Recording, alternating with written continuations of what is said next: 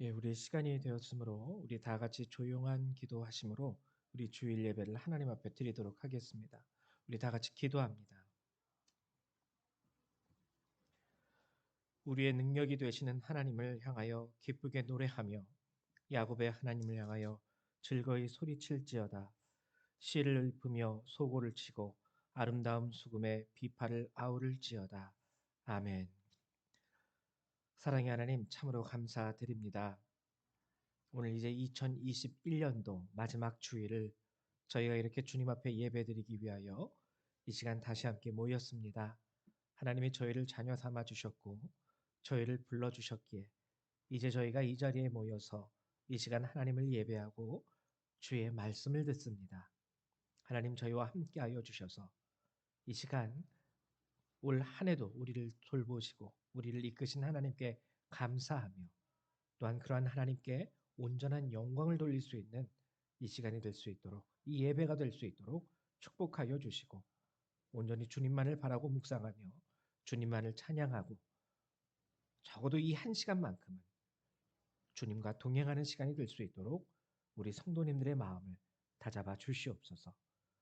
오늘도 우리의 예배를 받아주실 것을 믿고 감사드리며 주 예수님의 이름으로 기도했습니다. 아멘. 예, 우리 다 같이 일어나셔서 우리 사도신경으로 주님 앞에 신앙 고백 드리도록 하겠습니다. 우리 다 같이 신앙 고백합니다.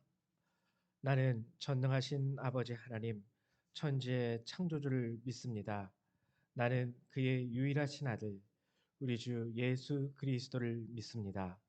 그는 성령으로 잉태되어 동정녀 마리아에게서 나시고 본디오 빌라도에게 고난을 받아 십자가에 못 박혀 죽으시고 장사된 지 사흘 만에 죽은 자 가운데서 다시 살아나셨으며 하늘에 오르시어 전능하신 아버지 하나님 우편에 앉아 계시다가 거기로부터 살아있는 자와 죽은 자를 심판하러 오십니다.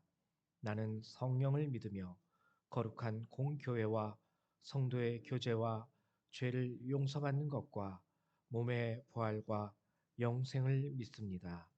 아멘. 3장 함께 찬양합니다.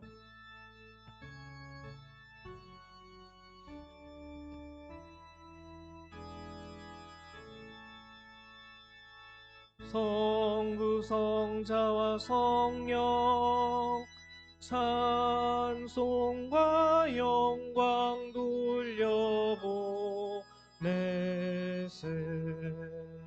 태초로 지금까지 또 영원 무궁토록 성삼위께 영광 영광 아멘. 교동문 뒤에 있는 교동문 120번 함께 교독하도록 하겠습니다. 교동문 120번입니다. 성탄절 두 번째, 교동문 성탄절 2번, 교동문 120번입니다. 예, 다 찾으셨죠? 같이 교독합니다. 찬송하리로다 주 이스라엘의 하나님이여 그 백성을 돌보사 속량하시며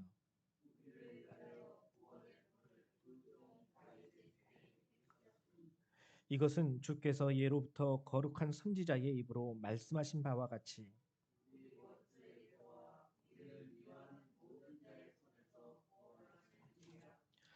우리 조상을 긍휼히 여기시며 그 거룩한 언약을 기억하셨으니 우리가 원수의 손에서 건지심을 받고 종신토록 주의 앞에서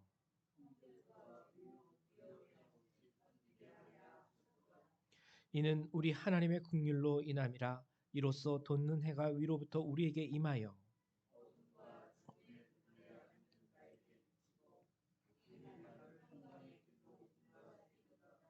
그러므로 주께서 친히 징조를 너희에게 주실 것이라.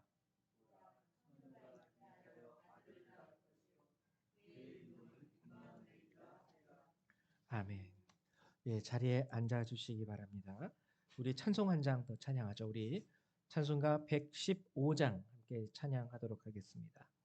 찬송가 115장입니다.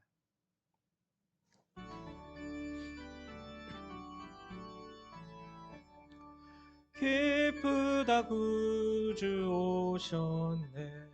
만백성 맞으라.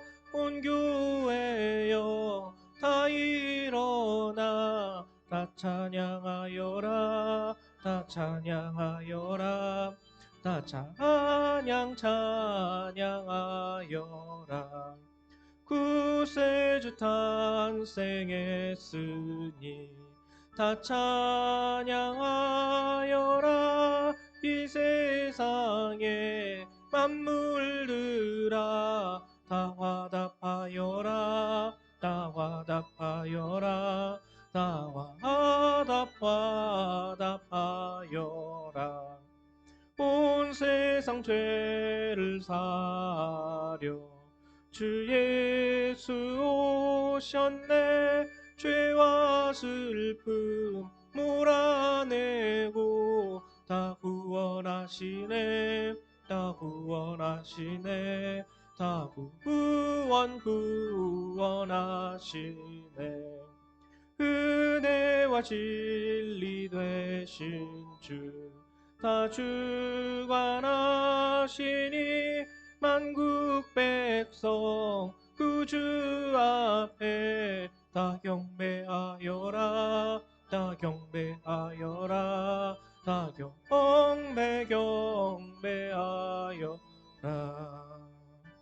아멘.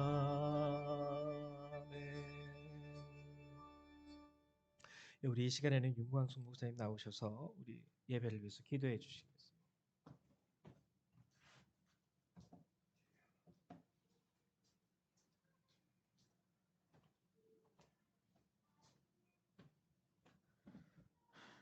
기도드리겠습니다. 전능하신 하나님, 오늘도 하나님께서 저희들을 이 성전으로 모이게 하시고 주 예수 그리스도의 이름으로 예배할 수 있도록 도와주시니 감사합니다. 신령과 진정으로 드려지고자 하는 저희들의 예배가 온전히 하나님 앞에 드릴 수 있도록 이 시간 성령께서 도와주시고 한 사람 한 사람이 거저갔다 거저가지 않도록 말씀의 은혜를 덧입혀 주시고 인도하소서. 아직도 이 시간에 미참한 발걸음 인도하시며 신령과 진정으로 드려지는 그들의 모든 예배와 삶이 온전히 우리 모두 하나님 앞에 드릴 수 있도록 도와주시옵소서. 이 시간도 성령님이 저희들과 함께 하시는 줄로 믿습니다. 진실로 주님을 찬양하고 경배하는 심령이 되게 하여 주시옵소서. 아버지, 마음은 원으로 되 유기악하여 하나님 이 자리에 나오지 못하는 자들이 있습니까? 진정으로 그 마음이 온전함으로 아버지 행동에 이르기까지 주께서 주관하여 주시기를 원합니다. 아직도 깨어 있지 못한 모든 백성들, 하나님 그 심령에 하나님의 강한 역사로 인해서 모두가 다 깨어있나 이제 주님이 오실 그날을 아버지 기다리며 준비할 수 있도록 하나님 도와주시옵소서. 아직도 세상에 물들어 있는 자들이 있습니까? 이 세대를 본받고 아버지 그 세상 가운데서 주는 것을 아버지 누리고 살고자 하는 자들이 있습니까? 이제 하나님 아버지께서 지체하지 아니하시고 오실 그때를 아버지 예배하고 준비하시는 가운데 기다리고 있는 줄로 믿사오니 모든 영혼들이 주님 앞으로 속히 돌아올 수 있도록 도와주시고 그들이 그 마지막 때 주님과 함께 주님의 나라에 갈 수 있도록 하나님 주여 도와주시옵소서. 아버지, 이 땅에 코로나로 인해서 많은 어려움들이 있음을 주님이 아십니다. 하나님께서 시작하셨사오니 마무리도 하나님 해주시옵소서. 속히 아버지 끝나게 하시되 아직 주께로 돌아오지 못한 자들을 속히 돌아오게 하시고 아버지 그들이 주님을 향하여서 얼굴을 돌리며 마음을 돌리며 이제는 주님을 찬양하고 경배하는 가운데 더 이상 이 재앙으로 인해서 더 이상 고통이 따르지 않도록 하나님 저희 모두를 이끌어 주시기를 주여 간절히 바라곤 합니다. 이 시간도 말씀을 전하실 목사님이 함께하여 주시고 그 말씀이 우리 모두에게 아버지 영의 양식이 되게 하셔서 아버지 하나님 우리가 나아가 살아갔을 때 거룩한 산제사의 제물로 저희들이 드려질 수 있도록 하나님 도와주시옵소서. 이 시간도 성령께서 함께 하실 걸 믿으며 우리 주 예수 그리스도 이름으로 감사하며 기도드렸사옵나이다. 아멘. 네, 감사합니다. 우리 하나님 말씀 같이 찾아보도록 하죠. 오늘 함께 보실 주님의 말씀은 히브리서 12장의 말씀입니다. 우리 1절에서 12장 1절에서 13절까지 같이 교독하도록 하죠. 히브리서 12장 1절에서 13절 같이 교독하겠습니다.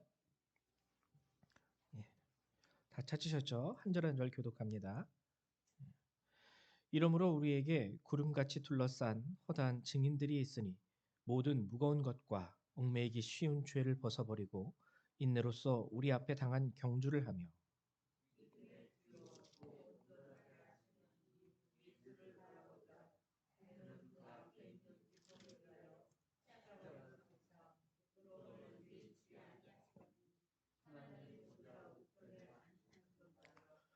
너희가 피곤하여 낙심하지 않기 위하여 죄인들이 이같이 자기에게 거역한 일을 참으신 일을 생각하라.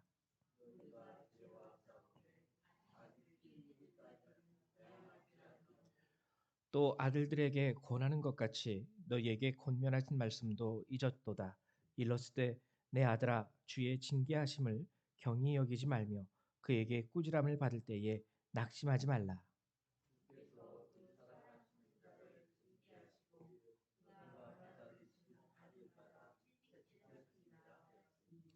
너희가 참음은 징계를 받기 위함이라.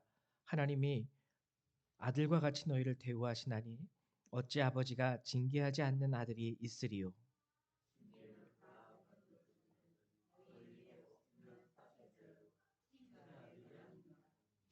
또 우리 육신의 아버지가 우리를 징계하여도 공경하였거든 하물며 모든 영의 아버지께 더욱 복종하며 살려하지 않겠느냐.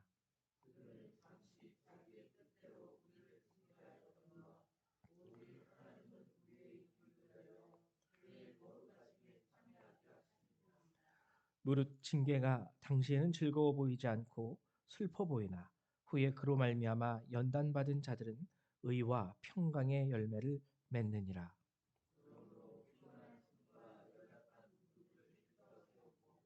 너희 발을 위하여 곧은 길을 만들어 저는 다리로 하여금 어그러지지 않고 고침을 받게 하라. 아멘. 예, 이제 여러분하고 오늘 히브리서 12장의 말씀을 나누는데요. 12장과 13장 이 마지막 장입니다. 어, 함께 이제 같이 나눌 거예요. 이 시간. 음, 오늘 말씀을 나누기 전에 우리가 지난 시간 함께 지난 주일날 함께 나눴던 말씀을 잠깐 우리 다시 한번 되짚어 보도록 하죠. 히브리서 11장. 히브리서 11장의 별명은 여러분들 뭐 익히 다 알고 계시듯이 믿음장이라고 우리가 그 별명을 얘기하고 있어요. 고린도전서 13장은 사랑장, 히브리서 11장은 믿음장. 근데 사랑장에 비해서 이 믿음장이라고 하는 히브리서 11장은 믿음은 이라고 설명하는 부분이 딱 한 군절밖에 없습니다. 사랑장은요, 사랑은 무엇이고 사랑은 무엇이고 사랑은 무엇이고 사랑은 반복하면서 사랑이 무엇인지에 대해서 설명해 주는 반면 믿음은 이 믿음장에서는요, 믿음은 하고 시작하면서 설명하는 건 하나고 그 외에는 다 증인들에 대한 소개예요. 믿음은 증인들에 대한 소개. 지난 시간에 제가 말씀드렸죠.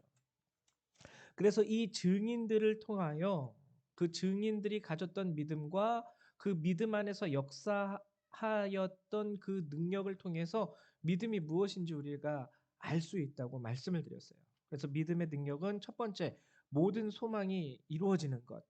모든 소망. 소망이라는 건 앞에 있는 것을 소망하는 것이죠. 앞으로 있을 일. 그 일들에 대한 그것이 가능하게 만드는 능력. 그것이 바로 믿음이다. 그리고 믿음으로 말미암아 하나님은 우리의 예배를 받으십니다. 믿음이 없는 예배는 받지 않으신다라는 거죠. 그리고 믿음이 있을 때 하나님은 우리를 기뻐하세요. 그래서 에녹은 하나님의 기뻐하심을 입은 자라고 공식적으로 인정을 받은 거죠. 하나님의 기뻐하는 자로 인정받는다라는 게 무슨 뜻이냐? 이것은 뭐냐면 하나님이 그와 동행하신다는 뜻입니다. 동행. 그리고 믿음으로 말미암아, 근데 이제 믿음에 있어서 중요한 거죠. 언약의 성취가 이루어지는 거예요. 우리가 하나님을 믿는다고 말할 때 내가 하나님을 믿습니다. 나는 믿음이 있습니다라고 말할 때 이 믿음은 단순히 내 소원과 소망을 이루기 위한 수단이 되지 않는다라는 거죠. 아, 뭐가 있었으면 좋겠어. 주님 믿습니다. 주실 줄 믿습니다. 이게 아니라는 거예요. 우리가 성경에 나와 있는 크고 작은 많은 하나님의 약속들, 그 약속들을 붙잡고 믿음으로 나아갈 때 그 약속이 이루어지는 거지, 내가 그냥 뭐가 하고 싶어서, 내가 뭐가 갖고 싶고 내가 뭐가 되고 싶어서 믿습니다 하고 나아가는 것이 믿음이 아닙니다. 그런 믿음을 가지고 하나님 앞에 나아가면 우리는 금방 실망해버리고 하나님을 떠날 수밖에 없어요. 성경이 말하는 믿음은 하나님 말씀, 언약에 대한 믿음, 그리고 가장 중요한 것, 마지막으로 우리가 지난 시간에 나눴던 것, 이 믿음으로 인하여 받았던 많은 성도들의 고난을 히브리서 11장은 또 얘기하고 있습니다. 이 뭐냐면, 우리가 소위 스스로가 믿음 있는 자라고 여긴다면 그 믿음은 살아있는 믿음이 되어야 한다는 거예요. 상황에 따라서 지금은 자칫 잘못하면 매맞게 생겼는데 하고서 살짝 믿음을 감춰놓거나 내려놓거나 하다가 지금은 또 아멘 해야지 뭔가 드러나는 것처럼 보이는데, 그러면은 막 이렇게 또 물 막 부글부글 끓어오르는 그런 물처럼 막 믿습니다 믿습니다 하면서 얘기하는 게, 그게 믿음이 아니라, 믿음 변하지 않는 거예요. 상황에 따라서 그 믿음을 고백할 때 내가 불리할 수 있어도 나는 믿습니다. 그 믿음을 고백할 때 내가 손해 볼 수 있어도 나는 믿습니다. 이 성경이 요구하는 믿음은 바로 그런 믿음입니다. 좋을 때만 외치는 호기스러운 믿음이 아니라 정말 어떠한 상황과 환경 가운데서도 변함이 없는 진실된 하나님에 대한 믿음. 그게 이제 히브리서 11장에서 우리가 나눴던 부분. 그리고 오늘 이제는 히브리서 12장과 13장 이어서 나가는 거예요. 이 믿음. 그러면 히브리서 12장과 13장이 말하는 것은 무엇일까? 12장 1절은 이렇게 시작을 하고 있습니다. 이러므로 우리에게 구름같이 둘러싼 허다한 증인들이 있으니, 이 증인에 대한 얘기는 히브리서 11장에 나오는 얘기들을 얘기하는 거예요. 히브리서 11장에 나와 있던 그 허다한 증인들, 그들의 믿음. 그 다음에 얘기하는 것은 증인들이 있으니 모든 무거운 것과 얽매이기 쉬운 죄를 벗어버리고 인내로서 우리 앞에 당한 경주를 하며 믿음의 주요 또 온전하게 하시는 이인 예수를 바라보자. 믿음에 대한 얘기를 하다가 갑자기 우리에게 요구하는 내용이 뭐냐면, 첫 번째, 무거운 것과 얽매이기 쉬운 죄를 벗어버리자. 그리고 두 번째, 인내로서 우리 앞에 당한 경주를 하자. 그리고 세 번째, 온전하게 하시는 이인 예수를 바라보자. 이 세 가지를 우리에게 요구하고 있습니다. 이거는요, 쉽게 말하면 기독교인들이 살아가야 하는 커다란 삶의 틀, 즉 신앙생활이 무엇인지를 알려주는 거예요. 믿음이 있으십니까? 그러면은 이제 믿음 있는 자로서 이러한 신앙생활을 살아가셔야 합니다라고 우리에게 알려주고 있는 거라는 거죠. 그리고 그것을 세세하게 하나하나 조목조목 하나하나의 조항으로 잘 풀어서 설명한 것이 13장이에요. 12장이 하나의 커다란 틀이라면, 주제라면, 자, 믿음이 있으십니까? 그러면 우리 신앙생활을 바로 합시다 하면서 커다란 틀을 알려주는 게 오늘 12장. 그리고 그 틀 안에서 아주 자질자질한 그 세세한 항목들을, 실천사항 같은 것을 우리에게 알려주는 것이 13장입니다. 그러면은 여러분, 믿음이 있다라는 것과 우리 신앙생활, 이거는 그리스도인다운 삶, 믿음을 가진 자답게 사는 삶을 우리에게 얘기해 주고 있는 거예요. 그럼 믿음 있는 자들에게 왜 이러한 삶이 필요할까? 이제 본격적으로 그것을 여러분들하고 나누려고 해요. 먼저 오늘 본문을 보면은요, 첫 번째로 우리의 신앙생활에 대해서 요구하고 있는 것은 뭐냐면, 죄를 벗어버려라. 이제는 당신이 믿음이 있다라고 스스로 얘기하는 사람이라면 이제는 죄를 벗어버리십시오. 우리가요, 여기서 이제 중요한 죄의 개념이 나옵니다. 죄의 개념. 믿음으로 여러분들이 구원을 얻게 된다라는 거 믿으시죠? 우리의 믿음을 보시고요, 지난 히브리서 11장 우리가 얘기했듯이 하나님은 그 모든 언약을 이루십니다. 그러니까 믿음의 능력이라는 것이 굉장히 위대한 거예요. 큰 거예요. 믿음 있는 자에게 역사가 일어나고요, 믿음이 있을 때 하나님의 언약이 성취됩니다. 이 실로 믿음이라는 것은 성경에 나오는 그 무엇보다도 놀라운 능력의 원천이에요. 아시죠? 예수님이 나의 믿음 없는 것을 도와주시옵소서라고 외친 그 사람, 할 수 있거든이 무슨 말이냐? 믿는 자에게는 능치 못한 일이 없느니라. 이 믿음이라는 게 굉장히 능력이거든요. 이 믿음으로 말미암아 우리가 결국에는 구원을 얻게 되는 거예요. 근데 오늘 본문을 통해서 우리가 또 한 가지 우리 삶의 실제적인 능력이 되는 또 하나의 뭐라고 해야 되나요? 이거 무슨 물질이 아니니까 뭐라고 할 수는 없겠고, 하여튼 믿음의 능력이 있는 것처럼 우리에게 또 놀라운 능력의 역사를 행하는 또 하나의 주제가 있는데 그게 죄입니다. 죄의 능력, 죄의 권능 절대로 무시하면 안 돼요. 믿음의 능력과 믿음의 권능을 우리가 알아요. 성경에서 많이 우리에게 설명을 합니다. 근데 죄에 대해서는요, 사람들이 그냥 회개하고 용서 받는 거 정도만 알지 이 죄가 가지고 있는 무서운 권능과 무서운 그 힘, 능력 잘 몰라요. 여러분 오늘 본문을 보면은요, 죄에 대해서 설명하고 있는 게 두 가지가 있습니다. 하나는 뭐냐면 무거운 것. 죄는 무거운 거라는 거예요. 굉장히 무겁습니다. 그리고 죄는 얽매이기 쉬운 것. 얽매이기 쉬운 것이 뭘 의미하냐면 여러분 그런 거 이런 그런 적 있으신가요? 경험에 이렇게 막 어디를 가다가 이렇게 풀숲이 우거진데 이런 데를 가다가 이렇게 발이 이 풀 같은데 아주 단단히 이렇게 꼬여가지고 발이 안 빠져 막 이러면서 그 덩쿨 같은데 아주 꽉꽉 꼬여졌을 때 우리의 발이 뭐 쉽게는 뭐 그렇게 경험하기는 쉽지는 않겠지만 그 칡넝쿨 같은 거 자라는 그곳을 보면은요, 막대기나 뭐 이렇게 막대기 하나 갖다 놓고 한 일주일 후에 그 막대기 있는 곳에서 그 막대기 빼려고 하면 이미 칡넝쿨이 그 질긴 칡넝쿨이 막대기를 아주 꽁꽁 감아놔 가지고 진짜 우리의 힘과 능력으로는 뺄 수가 없을 때가 있어요. 이게 죄의 권능입니다. 이 뭔 뜻이냐면은요. 믿음을 가진 자들은요. 이제 구원의 길을 걸어가요. 예수 그리스도와 함께 그분의 은혜와 그분의 능력 안에서 우리가 걸어가게 되는 거죠. 믿음을 가졌기 때문에 구원의 길을 가게 되지만 우리가 여전히 죄를 짊어지게 된다면, 죄를 벗어버리지 않게 된다면 죄는 그 안에서 또 믿음 있는 우리에게 역사를 합니다.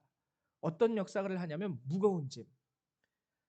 그냥 무겁다고 하니까 무거운 짐인 줄 알죠? 여러분 얼마나 무거웠으면 성경이 이것을 이렇게 표현했을까? 즉 뭐냐면 구원의 길을 가기가 너무 힘든 거예요. 여러분들이 평지를 걸어갈 때, 근데 여러분들이 믿음을 가지고 인생을 살아갈 때 인생길이 평탄한 대로만 있습니까? 어떨 때는요, 믿음 있음에도 불구하고 험산 줄령을 넘어야 할 때도 있어요. 근데 그 험산 줄령을 넘어갈 때 여러분들의 등에 막 100kg, 200kg짜리 등짝에 짐을 가득 메우고 넘어간다고 한번 생각을 해보십시오. 웬만한 사람이면은요, 못 넘어가요. 무겁거든요. 벗어버리고 내던져야 돼요. 그나마 그래야지 가벼운 몸으로 그 길을 걸어갈 수 있고 그 산 고개를 넘어갈 수가 있는 거예요. 그래서 죄의 능력, 첫 번째 능력을 뭐냐면요. 우리가 믿음을 가졌다 할지라도 죄 가운데 우리가 여전히 거하게 되면 그 무게를 견디지 못하고 우리는 주저앉게 됩니다. 그게 첫 번째 죄의 능력이에요. 와, 무서운 거죠. 죄의 능력도. 두 번째는 뭐냐면 죄는 얽매이게 합니다. 쉽게 말하면 앞으로 전진해야 되는데 깊은 늪에 빠진 우리 가끔 가다가 이제 바닷가 갯벌에 발 한 번 푹 빠지면은 그 발 하나 빼기도 너무 힘들잖아요. 그 능력을 죄가 가지고 있다라는 거예요. 믿음의 능력도 대단하지만 죄는요, 회개하면 돼서 끝날 게 아니라는 거예요. 우리가 당장 죄를 정말 경계하면서 벗어버리지 않으면 그 죄는 결국 앞으로 그 구원의 길 앞으로 전진할 수 없도록 나를 위에서 누르고 땅 밑에서 내 발목을 잡아서 끌어당깁니다. 발이 안 빠져요. 앞으로 나가야 되는데 갯벌에 빠져서 칡넝쿨에 꽉꽉 동여매어서 발이 안 빠져요. 그리고 무거워요. 죄의 능력이에요. 정말 구원을 방해하는 정도가 아니라 구원을 못하게 할 만한 놀라운 능력이 죄의 권능입니다. 우리 죄를요 가볍게 여겨서 안 돼요. 회개해 해야 하지만 단순히 그냥 회개하면 돼라고 가볍게 여기고 넘어갈 수 있는 게 죄가 아니라는 겁니다. 그래서 철저히 회개하고 이 죄를 철저하게 나의 삶 가운데서 나의 마음과 나의 생각 가운데에서 벗어 던져 버려야 하는 아주 결연한 우리 신앙의 의지가 필요한 것이죠. 그래서 믿음 있는 자들에게 첫 번째 요구한 것은 뭐냐면 무거운 것과 얽매이기 쉬운 죄를 벗어버려라. 벗어버려야 합니다. 그리고 두 번째, 인내로서 우리 앞에 당한 경주를 해라. 인내로서 우리 앞에 당한 경주를 해라. 근데 우리가 여기서 경주, 그러니까 여러분 특히 한국 사람은 그렇죠. 한국 사람은 그 등수, 순위 이거 아주 민감하지 않습니까? 그래서 경주라고 하면은 우리는 이 말을요. 뭔가 1등 해야 돼. 아니면 1등 못 한다면 적어도 올림픽에 나가면 금메달, 은메달, 동메달 뭐 이런 거 있으니까 적어도 메달권 안에 들어가야 돼. 뭐 이런 식으로 생각할 수가 있어요. 근데 오늘 본문에 나온 경주라는 단어는요. 뜨레꼬라는 단어인데 이거는 우리 본문에는 경주라고 이렇게 번역이 되어 있지만 달리다라는 뜻이 더 커요. 달리기. 그러니까 믿음의 달리기를 해라. 믿음의 경주로 여러분들이 이해하셔도 좋은데요. 조금 우리가 인식하고 있는 경주와는 다른 것은 세상의 경주는요. 우열을 가려요. 뛰뛰기를 하면 달리기를 하면은 빨리 달리는 사람 해서 좀 느리게 달리는 사람 우열을 매기고 1, 2, 3등 딱 선별해서 우수한 사람에게 시상하고 근데 성경에 나오는 이 인내, 믿음의 인내의 경주, 믿음의 경주는 우열을 가리는 경주가 결코 아닙니다. 이것은요. 경주라고 얘기하는 것은 그렇게 이해할 수 있어요. 경주예요. 경주. 근데 우열을 가리는 경주가 아니라 완주를 목표로 하는 경주예요. 완주. 완주. 예를 들면 여러분 이렇게 이해하시면 좀 편하실 것 같아요. 우리 마태복음 20장에 보면은 포도원 품삯 비유가 있습니다. 그 마태복음 20장에 나오는 비유의 말씀을 보면은요. 포도원 주인이 5번 길거리에 나가요. 5번. 일꾼들을 모으기 위해서. 그래서 처음에 길거리에 나갔더니 놀고 있는 사람들이 있어요. 그래서 그들에게 내가 한 데나리온씩 당신들에게 품삯을 줄 테니까 우리 포도원에서 오늘 일하시오. 그래서 그들을 데리고 와서 포도원에서 일을 시킵니다. 좀 있다가 또 나가는데 거기 또 있어요. 노는 사람들이. 그래서 그들에게도 똑같이 계약을 하고 한 데나리온에 계약을 하고 그들도 불러들여요. 그리고 이렇게 해서 5번 최종적으로 이렇게 마태복음에 보면 11시에도 나가는데 거기에 또 있는지라 이래요. 그래서 그들도 불러다가 한 데나리온을 그들에게 계약을 하고 일을 시킵니다. 일찍 온 사람들이 더 많이 받는 게 아니었어요. 일찍 온 사람이나 가장 늦게 온 사람이나 그들에게 포도원 주인이 허락한 것은 한 데나리온씩 모두 공평하게. 오늘 이 성경에 나오는 이 믿음의 경주, 인내의 경주가 이와 같은 거예요. 좀 늦게 갈 수도 있어요. 조금 빨리 갈 수도 있어요. 뭐 우리가 겉으로 그냥 보여지는 그런 것으로 판단한다면 얘는 뭐 모태신앙. 그러면은 뭐 뱃속에 있을 때부터 어머님 아버님이 어, 크리스찬이니까 자연적으로 어렸을 때부터 유아부부터 해서 신앙생활을 했던 그 사람. 그 사람도 하나님이 구원이라는 상급으로 시상을 허락하시고 느지막이 노년이 되어서 이제 겨우 예수를 알아서 예수를 믿게 된 그에게도 아직 믿음의 깊은 신앙의 그런 것 아무런 지식이나 하나님을 아는 그 놀라운 은혜 그런 것들을 잘 몰라도 이제 예수 그리스도께서 나의 구세주 되심을 믿고 이제 신앙생활을 시작하게 된 그 노년의 그분에게도 주님은 구원이라는 시상을 주신다라는 거예요. 여러분 여기 본문에 나오는 이 경주에 대해서 우리는 이렇게 이해해야 합니다. 근데 이것을 왜 굳이 경주라고 표현을 했을까? 경주라 그러면 약간 부담이 되잖아요. 그냥 믿음의 달리기를 해라. 인내의 달리기를 해라. 이게 아니라 인내로서 믿음의 경주. 왜 그러냐면 경기라는 거는 우리가 부담이 되죠. 쉽지 않죠. 물론 세상의 경기는 우리가 등수 안에 들어야 하기 때문에 그것이 부담이 되는 것이지만 믿음의 경주도 그러한 부담감이 있습니다. 등수는 매기지 않는데요. 믿음의 경주는요, 어떠한 부담감을 우리에게 주냐면 그 길에서 탈락이냐 들어가느냐에 대한 부담감은 줘요. 1등은 안 해도 되는데요. 그 길을 가야 된다라는 거예요. 꼴등을 해도 됩니다. 완주만 하면 되기 때문에 꼴등을 해도 되지만 그 길에서 벗어나면 안 된다라는 부담감을 줘요. 이게 왜 그러냐면 여러분 아시는 예수님의 말씀을 하나하나 되곱혀서 이렇게 생각을 한번 해보세요. 주님의 말씀이 세상이 우리에게 말하는 합리적인 가치와 얼마나 많이 부딪히는지 몰라요. 대표적인 예를 들어볼까요? 높은 자가 되기 원하는 자들에게 예수님이 말하신 것은 무엇입니까? 가장 낮은 곳에서 섬기는 자가 되어야 된다. 아니, 무슨 말씀이세요? 세상은 그러죠. 높은 곳에 있어서 만인지상이 되어서 만인들이 내게 머리 숙이고 나의 발을 닦아주고 나의 옷을 입혀주고 나의 먹을거리를 먹여주고 이 사람들이 세상 가운데 높은 자가 되면서 바라는 그 높은 자에 대한 이상은 바로 이런 것이에요. 나에게 영광을 돌리고 나를 높여주고 나를 칭송하고. 근데 예수님이 말하는 높은 자에 대한 예수님의 말씀은 낮은 자가 되라. 섬겨줘라. 그들의 발을 씻겨줘라. 정반대입니다. 완전히 부딪혀요. 완전히. 조금 부딪히거나 조금 어긋나는 게 아니라 이해 타산이 절대로 둘이 맞을 수 있는 구석이 없어요. 쾅쾅 부딪힙니다. 세상의 가치와 예수님의 말씀은 쾅쾅 부딪혀요.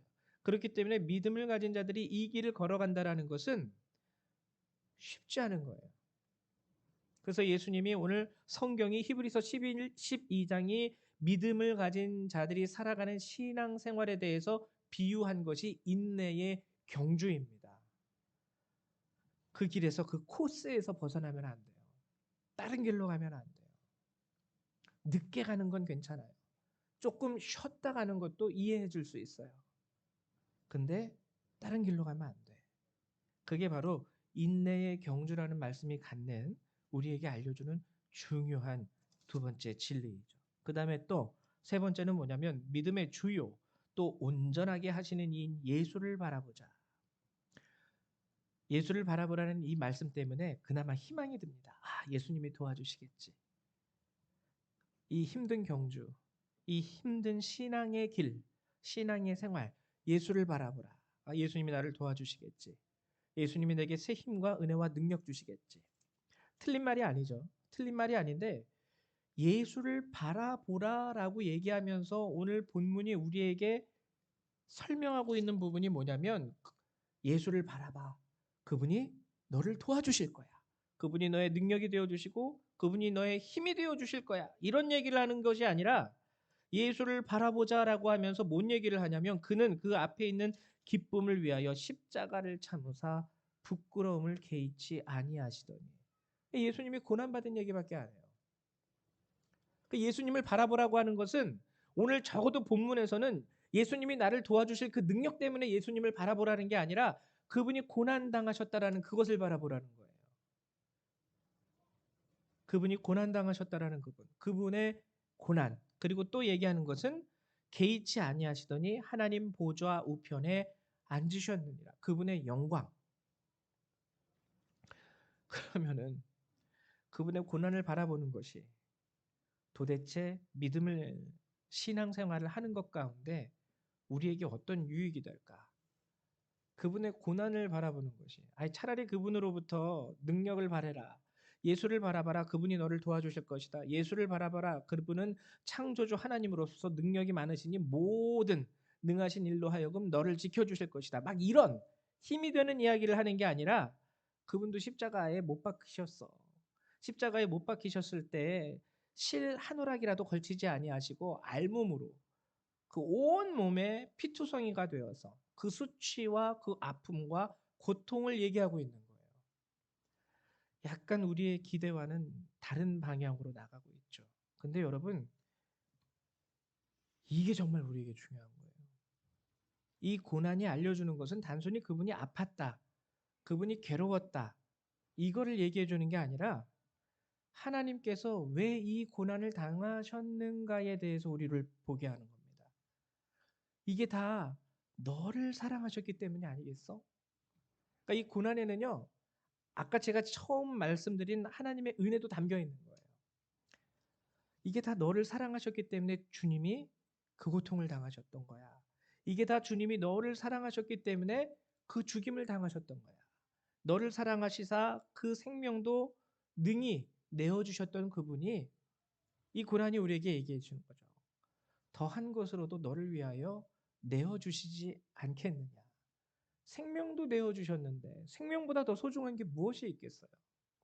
생명도 내어주셨는데 너를 위해서 이거는 못 주시겠니? 저거는 못 주시겠니?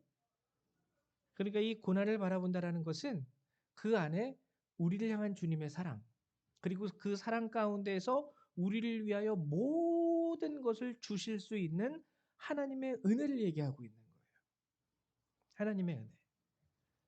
그리고 그 후에 그분이 하나님 보좌 우편에 앉게 되는 그 영광에 대해서 우리에게 알려주고 있는 겁니다. 이게 정말 은혜 아닙니까? 이게 정말 능력 아닙니까? 고난을 바라봄으로 인하여 우리는 그분의 그 능력을 기대할 수 있는 거예요. 주님, 저를 위해서 십자가에 돌아가신 것이 맞다면, 저를 위해서 생명을 내어주신 것이 맞다면 이제 저를 위하여 이 작은 것 하나 허락해 주십시오. 이런 기도가 가능할 수 있다라는 거죠. 주님, 양식이 떨어졌습니다. 양식 좀 주세요. 그러면 생명을 내어주신 그분께서 양식 안 내어주시겠어요? 없어서 못 주시는 분이 아니잖아요. 우리 하나님은.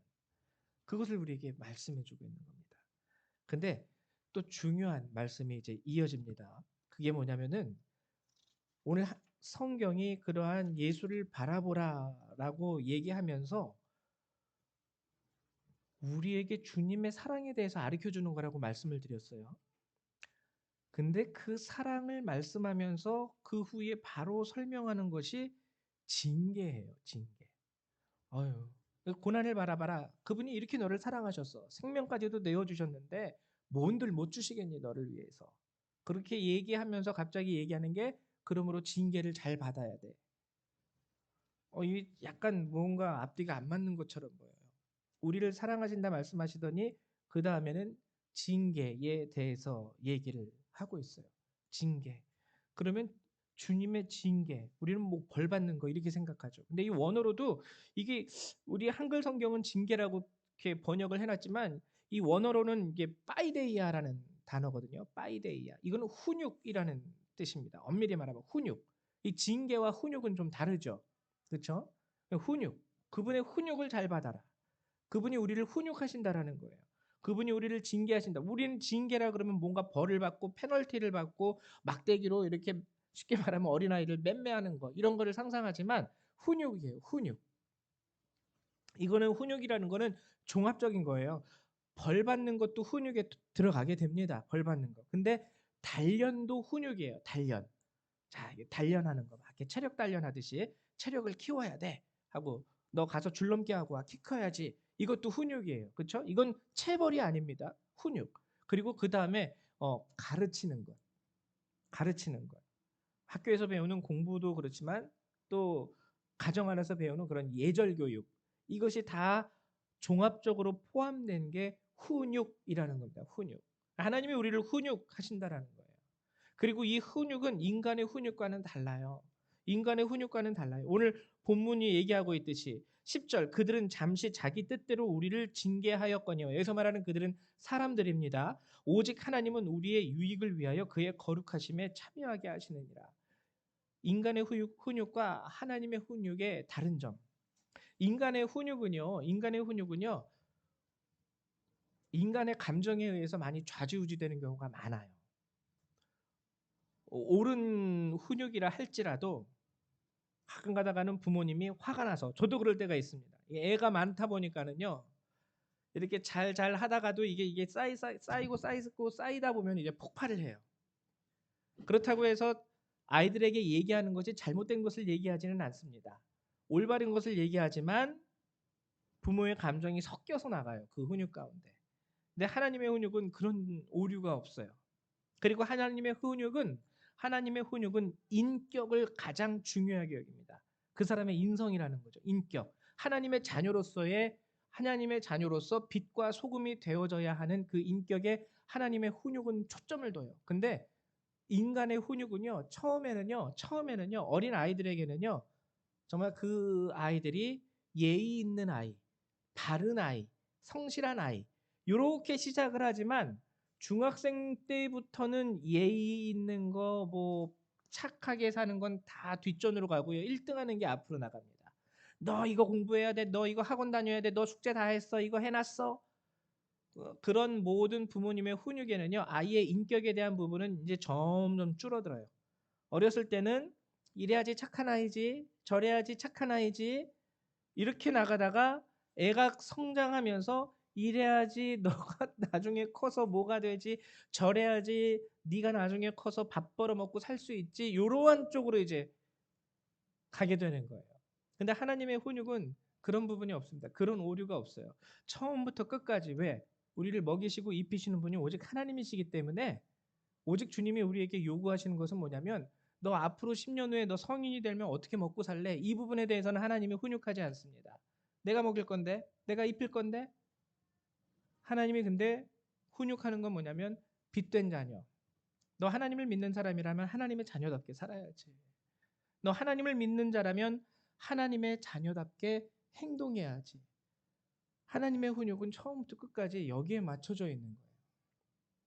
이게 오늘 성경이 말하는 훈육을 잘 받아라. 이 예수를 바라보는 것 가운데, 주님을 사랑하는 것 가운데, 하나님께서 너를 사랑하시사 너에게 모든 것을 다, 너의 어려움 가운데도 건져내어 주시고, 힘이 없을 때 능력 주시고, 이것을 말하는 것 가운데 우리에게 얘기하는 것이 결론적으로는 훈육을 잘 받아야 돼. 이 얘기를 우리에게 하고 있는 것이죠. 우리는 오늘 히브리서 12장이 말하는 이 부분에 대해서 잘 우리가 인지할 수 있어야 됩니다. 예수를 바라보는 것, 그분의 고난을 묵상함으로 그분의 사랑을 깨달으십시오. 그분의 사랑을 깨달을 때 그분이 나의 모든 필요를 공급한다라는 것을 우리가 깨달을 수 있게 돼요. 그리고 그 이후에 예수 그리스도께서 하나님 우편에 앉으셨던 그 영광이 우리에게 주어진다라는 것. 그리고 예수를 바라봄으로 우리는 예수님의 훈육을 잘 받아야 된다라는 것. 예수를 믿는다라는 것은 쉽게 말하면 우리 삶의 잘됨을 위한 수단이 아니기 때문이에요.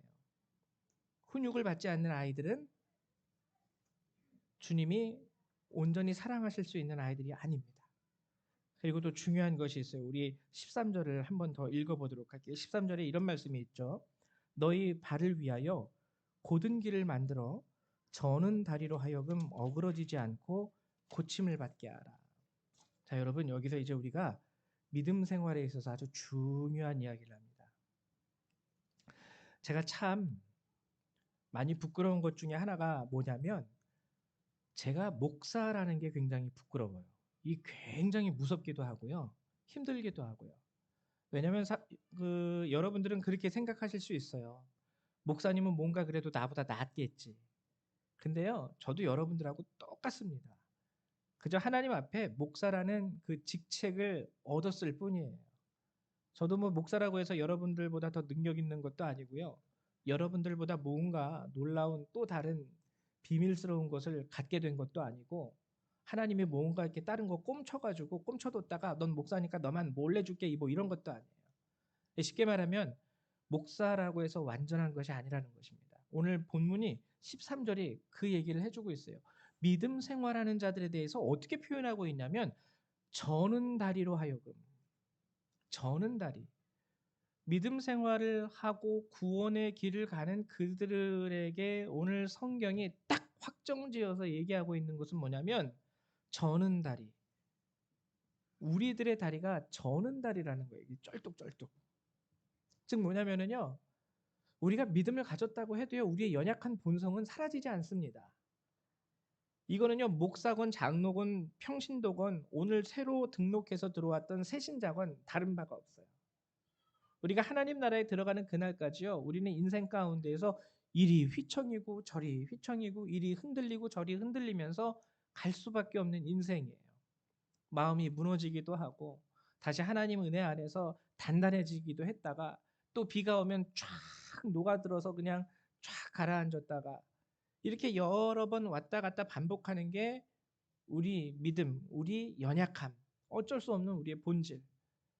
저는 다리구를 갖고 있는 자입니다. 여러분이나 저는. 목사도 똑같아요.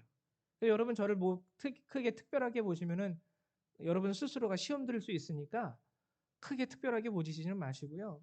그냥 목사님도 힘들 때는 힘든 사람이고 어려울 때는 어려운 사람이고 힘들 때는 목사님도 이렇게 아휴 이렇게 할 수도 있는 거예요.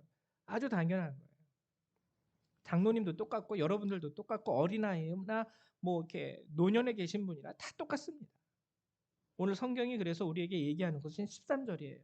너희 발을 위하여. 왜 발이 저는 다리니까 저는 다리를 위하여 곧은 길을 만들어. 곧은 길을 만들어야 된다라는 거예요. 곧은 길. 우리가 왜냐면 저는 다리로 울퉁불퉁한 길 가는 게 더 힘들잖아요. 곧은 길을 만들어. 곧은 길을 만드는 건 이제 하나님의 말씀을 바로 하는 거죠. 하나님이 어떻게 살라고 무엇을 하라고 예수 그리스도께서 우리에게 주신 그 모든 말씀을 알고 그 말씀대로 살아가는 게 곧은 길을 만드는 거예요. 자칫 유혹거리를 하나 살짝 우리 삶 가운데 허락한다면 그거는 돌뿌리가 됩니다. 그래가지고 가다가 저는 다리로 가다가 쾅 넘어져서 크게 다칠 수가 있죠. 너희 발을 위하여 곧은 길을 만들어라. 그리고 저는 다리로 하여금 어그러지지 않고 고침을 받게 하라. 우리를 고치실 수 있는 분은 예수님입니다. 항상 그래서 예수님 앞에 나가야 돼요. 항상 예수님 앞에 나가야 돼요. 이것이 오늘 본문이 우리에게 주는 말씀. 그리고 또 중요한 것, 신앙생활에 있어서 중요한 것. 우리 히브리서 13장 18절과 19절, 제가 18절과 19절을 제가 한번 읽어 드리도록 할게요. 12장 18절과 12장 13장이 아닙니다. 죄송해요. 12장 18절과 19절.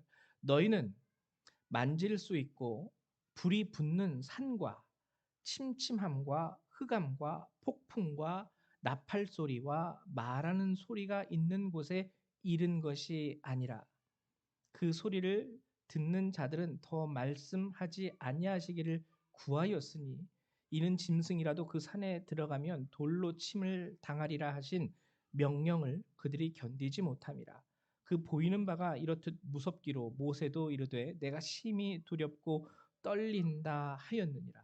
그러나 너희가 이른 곳은 시온산과 살아계신 하나님의 도성인 하늘의 예루살렘과 천만 천사와 하늘에 기록된 장자들의 모임과 교회와 만민의 심판자이신 하나님과 및 온전하게 된 의인의 영들과 가장 중요한 거 새 언약의 중보자이신 예수와 및 아벨의 피보다 더 나은 것을 말하는 뿌린 피니라. 우리가요 신앙생활을 하면서 그런 상상을 할 때가 있습니다. 어떤 상상을 할 때가 있냐면 하나님의 능력을 받는 거. 좋은 거예요. 좋은 거예요.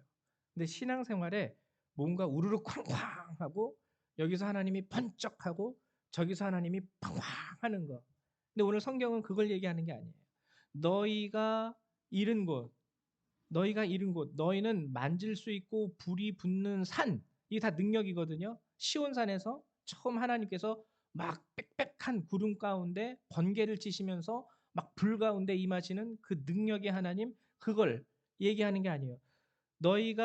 너희는 만질 수 있고 불이 붙는 삶과 침침함과 흑암과 폭풍과 나팔 소리와 말하는 소리가 있는 곳에 이른 것이 아니라 그게 신앙생활의 핵심과 중심이 아니라는 거예요.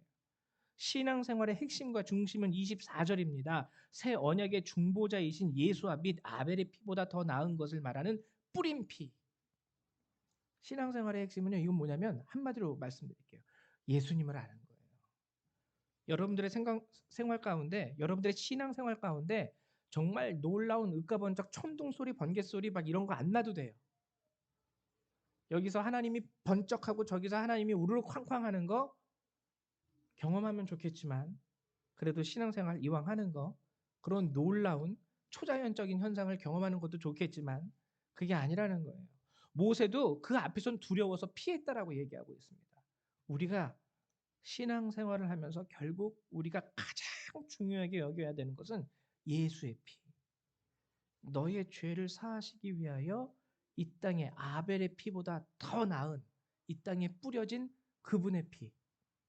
그분의 사랑, 그분의 은혜, 그분의 구원, 그분의 말씀, 얼마나 너를 사랑하시고 얼마나 너를 위하여 오늘도 말씀하시고 너를 품에 안으시고 너를 들어 엎으시고 너와 함께 그 험난한 길을 걸어가시는 그 주님을 알라는 거예요. 우리가 믿음을 가졌다면 우리 신앙생활의 목적은 여기에 둬야 합니다. 맨날 밤낮 와가지고 기도하면서 하나님 우르르 쾅쾅 좀 일어나게 해주세요. 하나님 번쩍번쩍하게 해주세요. 그러면 하나님은요 답답해요. 야, 내가 준 생명은 생각지도 않고 번개치는 거 보여달래. 얘는 자꾸. 내가 이미 내 생명을 줬건만 그거는 생각지도 않고 하늘에서 반짝반짝하는 것만 한 번 더 보여달라 그래. 여러분 느끼시겠죠? 여러분들이 부모라면은 내가 너를 저렇게 사랑하였는데 맨날 번쩍거리는 것만 나한테 나의 하나님이라면 번쩍거리게 해주십시오. 나의 하나님이라면 우르르 쾅쾅 해주십시오. 넌 왜 맨날 그런 것만 바라니? 내가 정말 번쩍하면 너 살지 못해. 내가 정말 우르르 쾅쾅 하면은 너 그거 보는 순간 너는 저 세상 사람이야. 오늘 성경이 얘기하고 있는 거는 그거예요.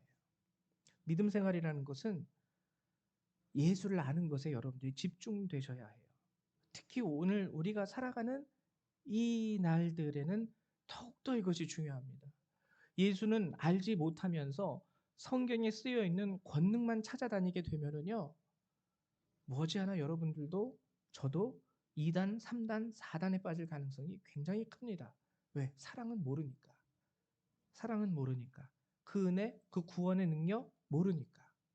여러분들 오늘 히브리서 12장과 13장이 말하는 이 사실, 참 오늘 정리하기가 쉽지 않았어요. 막 여러 가지 내용이 너무 많이 있어가지고 몇 주에 걸쳐서 할까 했는데 그냥 이렇게 해서 오늘 히브리서 12장, 13장을 마치는 게 낫겠다 싶어가지고 이렇게 여러분들에게 말씀을 전합니다. 간절히 바라는 것은 기억하십시오. 죄를 벗어버리십시오. 죄의 권능이 대단합니다. 그리고 여러분들을 인내의 경주, 그 코스 안에서 어떻게든 머물려고 애쓰시고 노력하십시오.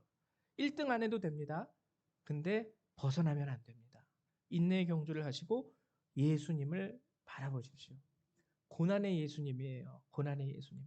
그 고난의 참 의미는 우리를 위하여 생명까지도 아끼지 아니하시고 내어주신 예수님. 생명도 내어주신 그분께서 하물며 다른 것들은 우리를 위하여 주지 아니하시겠느냐. 이 사실을 꼭 기억하셔서 여러분들이 신앙생활 가운데 좀 더 주님과 가까이 그리고 좀 더 주님을 더 가까이 알고 살아갈 수 있는 그런 참된 이 시대의 참된 주님의 자녀 그리스도인 되시기를 주님의 이름으로 축원합니다. 우리 이 시간 함께 나눈 말씀 가지고 기도하는 시간 갖도록 할게요. 오늘 말씀 가운데서 여러분들에게 주시는 말씀 그리고 내가 믿음 생활을 한다고 하면서 오늘 주님이 주신 이 말씀 가운데 내가 온전한 믿음의 경주를 하지 못한다거나 벗어버리지 못한 죄가 있다거나 예수를 바라보지 않고 엉뚱한 것만 상상하면서 신앙생활을 하는 것은 아닌지 여러분 스스로 회개하면서 주님 앞에 나아가시기를 축원합니다. 기도합니다. 사랑과 은혜가 많으신 하나님 참으로 감사를 드립니다. 오늘 주께서 이 귀한 말씀을 우리에게 주셔서 정말 말세를 살아가는 이 시대 하나님 우리가 무엇이 더 중요하고 우리가 주님 앞에 구해야 할 것이 무엇인지를 바로 보고 알고 깨닫게 하심을 감사드립니다. 하나님 도우시고 역사하여 주시옵소서. 믿음이 있고 예수를 믿는다 고백하지만 하나님 우리가 온전한 믿음의 경주 가운데에서 하나님 바라시는 믿음의 삶을 살지 못하고 있는 모습이 하나님 있지는 않는지 이 시간 돌아보며 회개합니다. 연약한 저희들을 도와주시고 부족한 저희들에게 은혜를 더하여 주셔서 하나님 진리를 더욱더 알게 하시고 우리가 주님 앞에 더욱더 가까이 나가며 하나님 그 고난받으신 하나님의 은혜와 그 안에 담겨있는 우리를 향한 주님의 사랑을 바라보며 우리의 고난 가운데서도 주님으로 말미암아 견디고 이겨내고 승리할 수 있는 저와 우리 모든 성도님들이 다 될 수 있도록 도와주시옵소서. 우리가 연약합니다. 믿음을 가졌다고 말하지만 하나님 우리의 다리는 아직도 저는 다리입니다. 하나님, 주님께서 우리를 붙잡아 주시지 아니하시고 주님께서 우리를 고쳐주시지 않는다면 우리의 다리로 하나님 이 경주를 하나님 우리가 온전히 완주할 수 있기가 너무나도 힘듭니다. 우리를 아시는 주님, 주님께 부탁합니다. 우리를 구원하신 주님, 주님께 간구합니다. 우리 모든 성도님들의 다리를 하나님 붙들어 주셔서 힘 주시고 그 다리에 힘이 생기고 능력이 일어나게 하시며 그 다리로 인하여 이 믿음의 경주, 신앙의 삶을 주님이 부르시는 그날까지 온전히 완주할 수 있는 저와 우리 모든 성도들이 될 수 있도록 도우시고 축복하여 주시옵소서. 이 땅 가운데 우리와 함께 하시고 우리의 연약함을 돌보시는 주님의 은혜 감사드리며 우리 주 예수님의 이름으로 기도했습니다. 아멘. 네, 감사합니다. 우리 이 시간에는 542장 함께 찬양하시면서 준비하신 예물 하나님 앞에 드리도록 하죠. 542장입니다.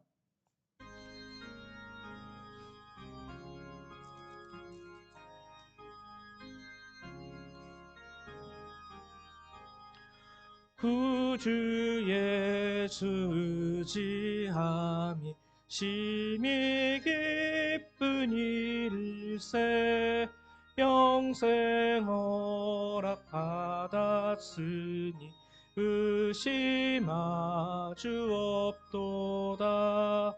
예수 믿는 것은 받은 증거 많도다. 예수 귀한 예수 믿음 더욱 주소서. 구주 예수 의지함이 심히 기쁜 일일세 주를 믿는 나의 마음 그의 피에 적시네. 예수 믿는 것은 받은 증거 많도다. 예수 귀한 예수 믿음 더욱 주소서. 구주 예수 의지하여 죄악 벗어버리네. 받고 영생함을 주께 모두 얻었네.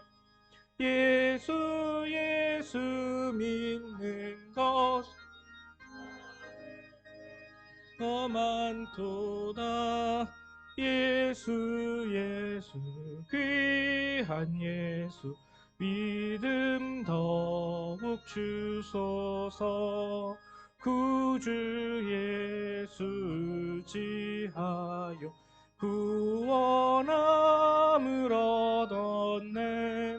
영원 무궁지나도록 주여 함께 하소서. 예수 믿는 것은 받은 증거 많도다. 예수 귀한 예수 믿음 더욱 주소서. 아멘. 드리신 예물 위해서 잠깐 기도하겠습니다. 사랑과 은혜가 많으신 하나님, 참으로 감사를 드립니다. 오늘도 주께서 저희를 불러주셔서 이 시간 2021년이 마무리되는 이 주일 예배 가운데 귀한 말씀을 우리에게 허락해 주시고 은혜를 베풀어 주심을 감사드립니다.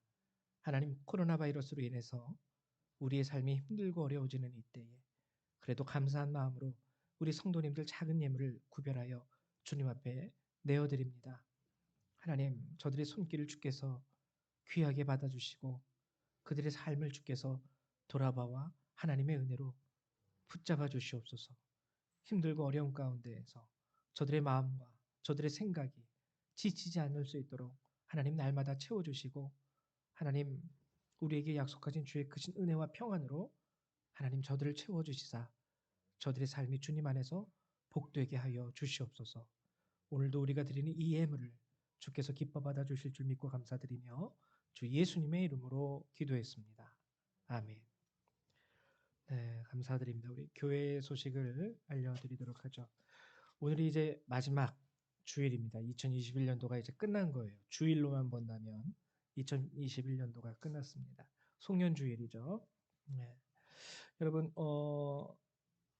한 해 동안 살아오신 것에 대해서 정말 믿음 지켜주시고 흔들리지 않고 그래도 견뎌내 주신 것에 대해서 깊이 감사드리고 또 축복합니다. 저도 이렇게 마음에 감사를 드리는데 하나님 얼마나 기쁘시겠어요. 그래서 앞으로도 여러분들이 연말 끝까지 신앙 지키시고 새 은혜를 바라며 새해를 시작하시기를 축복드립니다. 송구영신 예배가 31일 날 금요일 11시에 우리 본당에서 있습니다. 모두 참석해 주시기를 부탁드리고요. 되도록 혹시 유사 증상이 있으신 분은 안 오셔도 됩니다. 가능하신 분들은 모두 11시에 참석해 주시기를 부탁드리고요. 또 지금 거리두기가 계속 다시금 위드 코로나 있다가 다시 돌아갔죠. 우리 조민경 집사님, 정미숙 집사님 가정 위해서 일터 위해서 여러분들이 특별히 함께 꼭 생각날 때마다 기도해 주시기를 부탁드립니다. 저도 새벽 때마다 기도하고 있어요. 예, 그리고 연말정산 서류 필요하신 분들 일단 조민경 집사님하고 정민숙 집사님 말씀하셨는데요. 다른 분들도 혹시 필요하신 분 있으면 말씀해 주시기를 부탁드립니다. 예, 그 외에 다른 광고사항 없고요. 우리 다 아시겠지만 어제 우리 뜰이 집사님이 우리 교회 집사님이 되셨어요. 다시 한번 축하드립니다. 예, 우리 다 같이 일어나셔서 우리 찬송일장 함께 찬양하시고 축도하심으로 예배를 마치도록 하죠.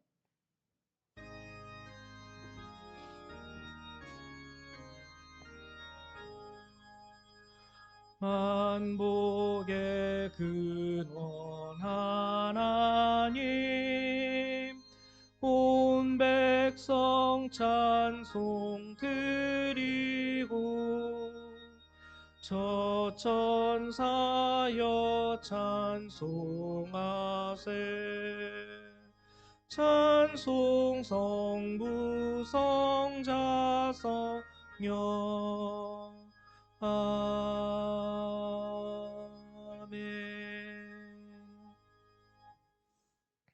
사랑과 은혜가 많으신 주님, 지난 시간도 주님께서 늘 함께하여 주셔서 올 한 해 주님과 이렇게 동행하며 예배하게 하신 주님, 참으로 감사드립니다. 주 안에서 살게 하시고 은혜를 얻게 하셨던 그 모든 주님의 은혜 감사를 드립니다.